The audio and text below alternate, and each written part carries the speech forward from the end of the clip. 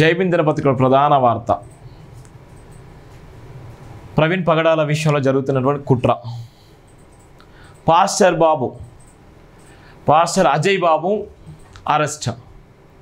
ఇంకా ఎంతమంది పాస్టర్లు అరెస్ట్ కావడానికి సిద్ధంగా ఉన్నారు? పాస్టర్లపై జరుగుతున్న కుట్ర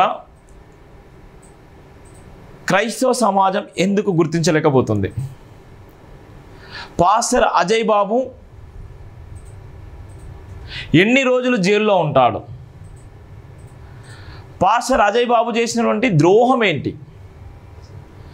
పాస్టర్ అజయ్ బాబు ఆయనకు భయంకరమైనటువంటి థ్రెట్ ఉందని ఫిర్యాదు చేస్తే ఆ ఫిర్యాదు పరిగణలో తీసుకోకుండా అజయ్ బాబు మీద ఎవరో చేసినటువంటి ఆరోపణల విషయంలో అజయ్ బాబుని అరెస్ట్ చేసిళ్ళు. క్రైస్తవ సమాజం అంతా గమనిస్తుందా? క్రైస్తవ సమాజం అంతా భయపడుతుందా?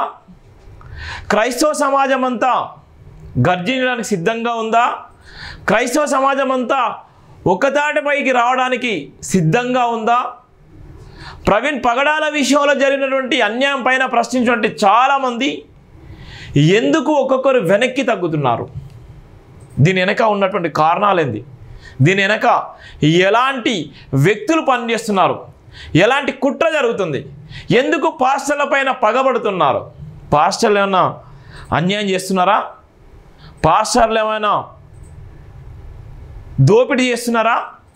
పాస్టర్లు ఏమైనా రాజ్యాంగ విరుద్ధంగా ఏమైనా పనిచేస్తున్నారా?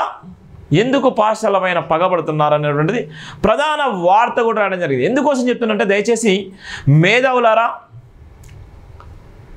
జైబీమ్ టీవీ లైవ్ చూసేటువంటి ప్రతి ఒక్కరికి కూడా నేను చెప్తుంది మొదటి నుంచే కూడా ప్రవీణ్ పగడాలది ముమ్మాటికి హత్య అని చెప్తుంది మనమే. చాలా వరకు యూట్యూబ్ ఛానల్స్, చాలా వరకు టీవీ ఛానల్స్ ఆయన తాగి చనిపోయిండు వల్గర్ లాంగ్వేజ్తో మాట్లాడినటువంటి మనం చూస్తున్నాం. మీ అందరు కూడా చూస్తున్నారు. ఇలా చాలామంది కూడా మళ్ళీ స్టాండ్ తీసుకున్నారు. ప్రవీణ్ పగడాల విషయంలో మళ్ళీ స్టాండ్ మార్చారు చాలా వరకు ఛానల్స్ కానీ యూట్యూబ్ ఛానల్స్ కానీ. ఎందుకోసం అంటే నిజాన్ని నికర్సిగా చెప్పేది, నిజాన్ని నిర్భయంగా చెప్పేది ఓన్లీ జైబీమ్ టీవీ మాత్రమే. అందుకోసం ఇవాళ అందరూ కూడా స్టాండ్ తీసుకున్నారు. అందరూ కూడా జైబీమ్ టీవీ స్టాండ్ తీసుకొని ఇవాళ ఉన్నటువంటి ఒకానొక సందర్భంలో వక్రీకరించి, తాగుబోతులాగా చిత్రీకరించి, అవహేళన చేసినటువంటి మేధావులు, అవహేళన చేసినటువంటి టీవీ ఛానల్స్, యూట్యూబ్ వాళ్ళు అందరూ కూడా ఇవాళ ఆలోచింపజేస్తున్నారు. సుమారుగా 24వ తారీఖు నుంచి మోలుకుంటే ఈ రోజు వరకు కూడా అదే స్టాండ్ మీద నిలబడ్డది ఓన్లీ జైబీమ్ టీవీ మాత్రమే. ప్రవీణ్ పగడాల విషయంలో స్పందించింది, ప్రవీణ్ పగడాల విషయంలో ముమ్మాటికి హత్య అని చెప్పింది కూడా జైబీమ్ టీవీ, జైబీమ్ దినపత్రికలు రాసిన ప్రధాన వార్తల ఆధారంగానే. నాకు ఎన్నో బేరింగ్ కాల్స్ వచ్చినాయి. నేను మీకు అవన్నీ చెప్పాల్సిన అవసరం లేదు. ఎందుకు చెప్తున్నంటే మీ అందరూ కూడా భయపడతారు కావచ్చు, మిమ్మల్ని కూడా భయభ్రాంతులకు గురి చేస్తారు. దానివల్ల మనం చేసేటువంటి ఉద్యమము ఆగిపోతుంది, మాట్లాడాల్సిన గొంతుగా ఆగిపోతుంది. నాకెందుకు అనుకుంటారు. అందుకోసం నేను చెప్పట్లేదు. ఎలాంటి భయమైనా నేను భరించడానికి సిద్ధంగా ఉన్నాను. ఎలాంటి అవమానమైనా నేను భరిస్తాను, ఎలాంటి నిందలైనా నేను మోస్తాను. కానీ ప్రవీణ్ పగడాల విషయంలో ముమ్మాటికి హత్య అని చెప్తుంది కూడా జైబీమ్ టీవీ. అందుకోసమే ప్రవీణ్ పగడాలకు న్యాయం జరగాలి. ప్రవీణ్ పగడాలకు న్యాయం జరగకపోతే, ప్రవీణ్ పగడాల గారికి న్యాయం జరగకపోతే ఎంతోమంది పాస్టర్లు ఇబ్బందులు పడేటువంటి పరిస్థితిని తీసుకొస్తున్నారు. ఎంతోమంది పాస్టర్ల జీవితాలను బుగ్గిపాలేయడానికి సిద్ధంగా ఉన్నారు. ఎంతోమంది పాస్టర్ల జీవితాలతో పాటు వాళ్ళ మీద అనేకమైన నిందలు, అవహేళన చేయడానికి మిగిలిన పాస్టర్లతోనే యుద్ధం చేయడానికి సిద్ధంగా ఉన్నారు.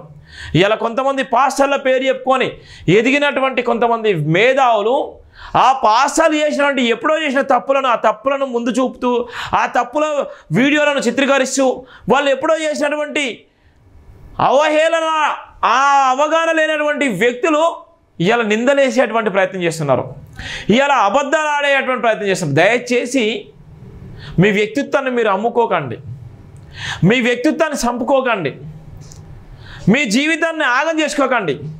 నీ సంతోషం కోసం ఏటోడి మీద నిందలేయకండి.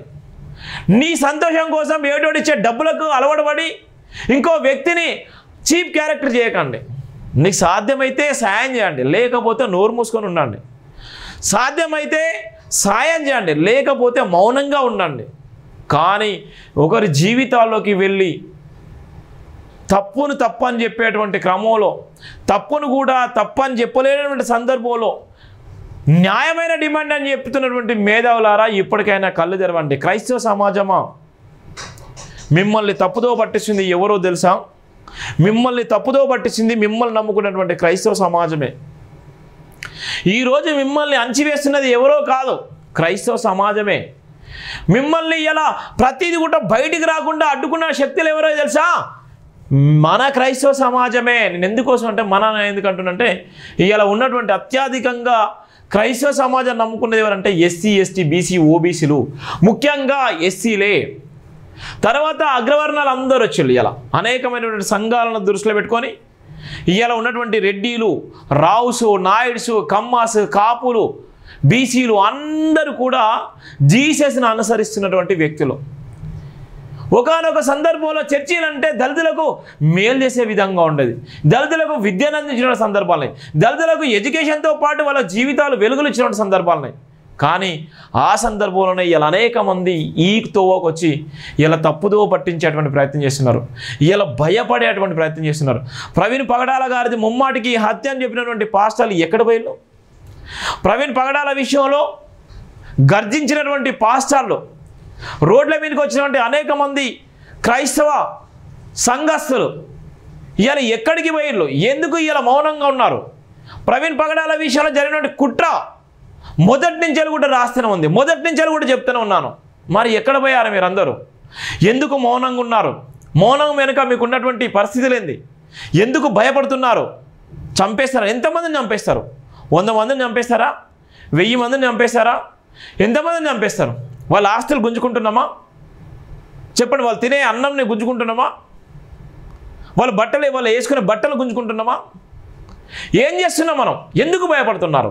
ఎందుకు బయటికి రావట్లేదు? దయచేసి ఇలా ఉన్నటువంటి ఎంతమంది అయితే పోస్టల్ లిస్ట్లో ఉన్నారో, ఎంతమంది అయితే నిజంగా వాళ్ళ స్పాట్ పెట్టేసినటువంటి సందర్భాలు ఉన్నాయో, అమెరికన్ జల్ మాట్లాడి రాజబోడన్న అద్భుతమైనటువంటి సందర్భం చెప్పిండు.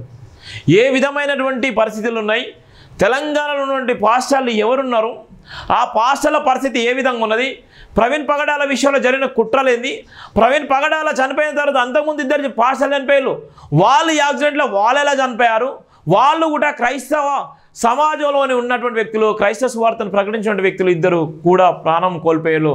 వాళ్ళు కూడా ప్రవీణ్ పగడాల అనే యాక్సిడెంట్లో చనిపోయారు. అంటే ఎంత కుట్ర జరుగుతుందో చూడండి, ఎంత భయంకరమైన కుట్ర జరుగుతుందో చూడండి, ఎంత అవహేళన చేస్తున్నటువంటి, మీకు తెలియకుండానే మీ ప్రాణాలను తీసేస్తున్నారో యాక్సిడెంట్లు